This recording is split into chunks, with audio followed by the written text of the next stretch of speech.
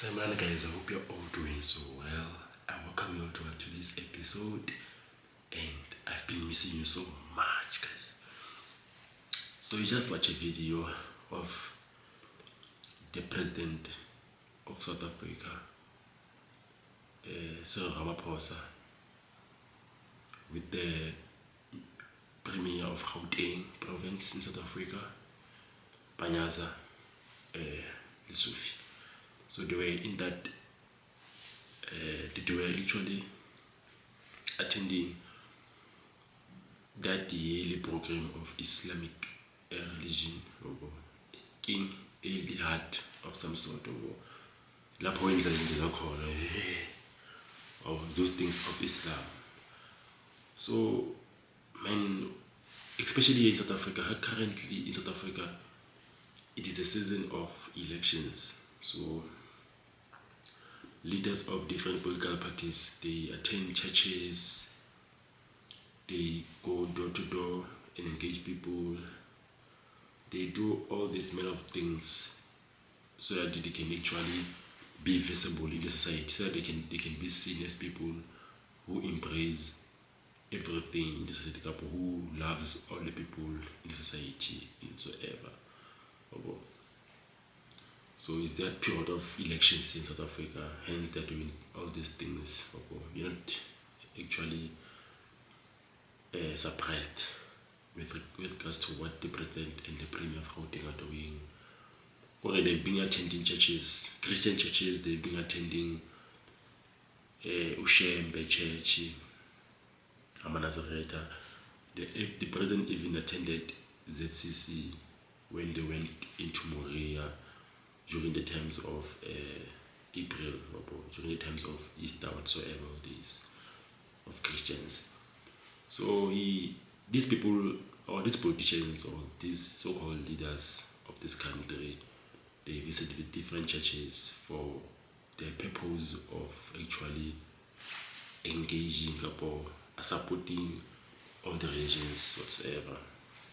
But after those elections, we're gonna go back to square one. They don't want to come to our churches. They don't want to go to door and engage people. They will just go back to their own corner. Or they've been doing this since from so-called democracy in 1994. They only go to the people. They only come to us when they need our votes. But when we are in need of them during this 5-year term of theirs, they don't come to us. So that's the hypocrisy of politics and politicians. They are so hypocritic. You must be careful of them. But I'm not there, guys. I just want to ask a question. Since now we know what the democracy, the Constitution of South Africa allows holistic belief systems. It is holistic in terms of what you want to believe in. You can be a Christian, tomorrow you can change and be an Islamic, tomorrow again you can change and be a Muslim. In the evening, you are now embracing your ancestors, African spirituality. When you wake up again, you follow Catholicism or whatsoever, those kind of things, those kind of religions. That's how diverse, broad the constitution is of South Africa. It allows everybody to exercise their own belief system, their own way of praising God. But here comes the concept, and here comes the concept of belief in South Africa, especially.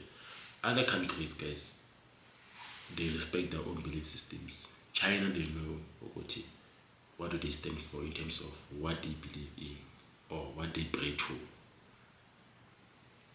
Other countries, Japan, they know what they pray to. They know their belief. When things are like this, we go to our gods, we go to whatsoever. And we come back to Africa, South Africa in particular. As a black person, like from Ekaya, we believe in ancestors. It's okay. We know the ancestors, we pass, we do all those things. currently I'm now a Christian. All of a sudden I'm a Christian. I demonize my ancestors. It's fine. It's okay. There's another black person who's a Muslim. Ekhaya kwabo, he used to burn paper. He used to burn in paper. He used to call amadlozi. And now he calls amadlozi Matimoni. He's now a Muslim. He's now a Jew. He's now a Christian. He's now all these types of religions of this world. So you can find that in the very same community, you've got different black people who believe in different gods. Now, what's going to happen? Because we are divided by so saying we believe in different gods. Let me just say we are five in the same house and we believe in different gods. We believe in different belief systems. We are five in one house. What's going to happen when it has to talk about our spiritual wellness? We're going to be divided. We're going to fight because the other one is not believing in what they believe in. So that's how religion divides. That's how religion it is. The nature of religion is to divide because all these religions they believe in different gods. So this culture of different religions has been inculcated in the history, in the sphere of African people. And we don't know where we stand for. We don't know what we stand for. We don't know where do we stand in. As God is hope as Africans. Because once right now, let me just say Islam is fighting maybe with Christians. It means Africans will fight Africans. That's what they're trying to tell me. It means Africans are gonna fight Africans because the Africans who are Islams, the Africans who are religious, who are Christians. Oh, what if the Jews they fight with the Christians? Just like the war in Palestine and Israel. Those two religions are fighting each other over the land that was stolen from the people of Palestine in Israel, currently in Israel. And Israelis are Jews and Palestinians are Islams. And those people are black people in Palestine. And here in South Africa, we've got Islam people and Jews. What if these people they fight here in South Africa? That means black people in South Africa are gonna fight each other. Like, is it not okay to have one thing that we believe in as black people? Don't you think it's a good thing? We've got one religion, couple. Anything that is gonna actually unite black people. Maybe African spirituality. We go under one thing under the banner of African spirituality, and we actually get to be united under one spirituality, under one African culture, tradition, African spirituality in general. Because these things of religions, they have never worked for us as black people. Even today, we are still religious, but we are still struggling as black people, even today. So this shows that the religion is actually not a solution for black people in Africa. It has never been a solution for black people in Africa. Instead, we are still even fighting each other today, black on black violence. There's no unity of black people in Africa, but we still believe in the gods of the foreigners. We still believe in the gods of the other worlds who came here to actually colonize us. We believe in the God who came here to actually colonize us. Khona umuntu wathi nanguThixo, there's a lot of Thixo lo, you'll be blessed, you'll be okay. Kanti lo Thixo lo muntu lo aza nayo uzosicolonize nayo. So I'm just asking, is it gonna be not a good idea?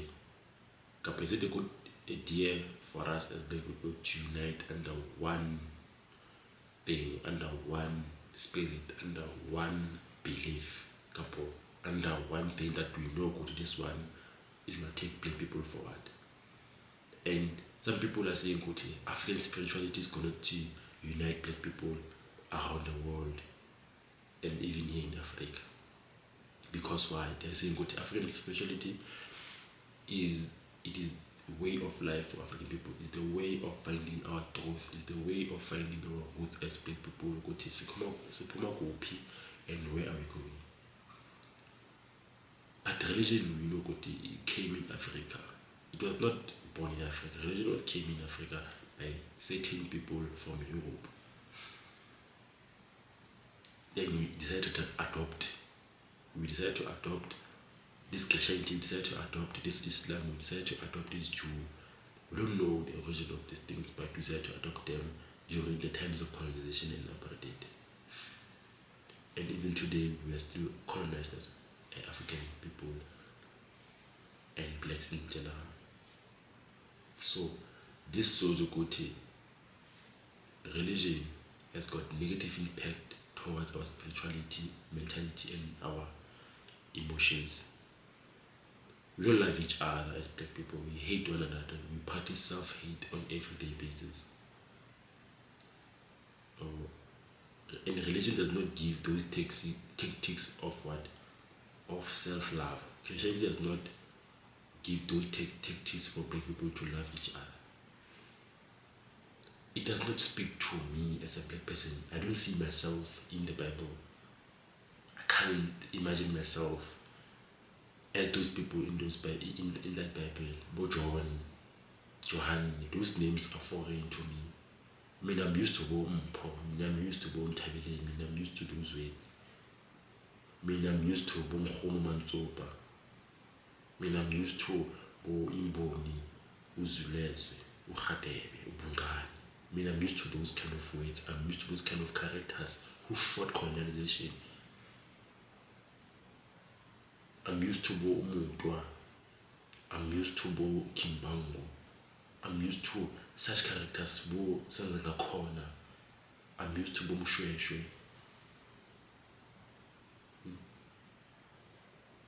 I'm used to such characters. I'm used to such characters who managed to fight against colonizing, who managed to fight for the survival of a black person in this world. I'm used to those characters, not Bo Johanne, not Bo Isaac, no Meshach, Bo Abednego. Yeah, what's that? Who named such people? Who named such characters? Umuntu omnyama yena akaqabani na ukuthi why kunama agama anje in the Bible.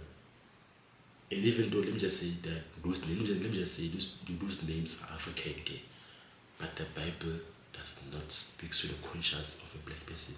The Bible does not speak to what umuntu omnyama went through, to what umuntu omnyama is or was before colonization. It does not address that question. You can read the Bible in it talks about stories in that does not mix up at some point. It shows that those stories were taken from somewhere. Some of the stories in the Bible are from Africa. They suited their own narrative as the European people. Kanti wena umuntu omnyama uzovuka nini uqabange ukuthi saqhathwa la? So we were deceived here. We were deceived by people who came here in the Cape, and they called that place where they landed in 1652 the Cape of Good Hope. They saw like the story of Mali, the story of gold, Mansa Musa. The colonizers, they saw us as Africans playing with gold like it's something that is worthless. They saw the beauty of Africa. They were surprised, these people are playing with gold. Well, Tina, what's this beautiful material or precious material that these people are playing with? Tina, we used to play with gold, Tina. It means there was if gold was worthless during that time, it means there was something bigger than gold that Tina's Africans knew or had. What is that thing that we had as Africans that was beyond or that was worth more than gold? because we had stories ukuthi uMansa Musa was just playing, was giving people where he walks gold nje ukuthatha, and we were never struggling. So these people, they were in Cape Town. They actually came here, and every time they go back to Europe, they will write just notes about how we just saw that these people have got gold and they are playing with it. While China, this precious material, we see it as a beautiful thing that is worth more. Wow. That's how colonization started. Oh, okay. It means this is the place of good hope. They named that place in Cape Town Good Hope, where they landed in. But this is a place of good hope, which means the terminal has a corner in this place in Africa, here in South Africa. But we're gonna land here. After that, they tell us in the 90s, they tell us they're the ones who discovered gold. They're the ones who discovered platinum. They're the ones who discovered all these minerals you see here, and it's a lie. They never discovered anything. They came across everything you see that they think they actually say they discovered. It means the inflation, it means the life of today is worth less than the life before colonization. Because Tina, gold used to worth nothing in Africa. But today, gold worth more than everything. Actually worth more than most of minerals that we use here in Africa. That means the life before colonization was higher than the life that we live today. It was worth more than the life that we live today. That's the message of that concept of gold that was worthless in Africa. Gold that was just giving people, and people were rich. Everyone had gold here in Africa, and we were very rich. We didn't need anything. What happened? Why today are we so suffering as black people? While we had those minerals in those times.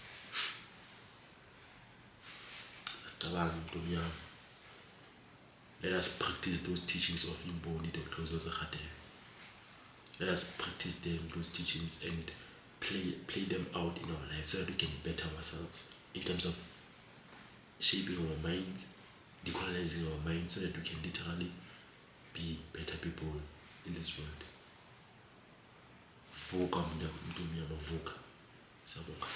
Guys, thank you very much. Let me just not see a lot of things. So yeah, but that talks about the conscience of a black person, and still mix. Cool. And goes, guys. Don't forget to like, subscribe. Cool, guys. Have a nice day. Zuluka.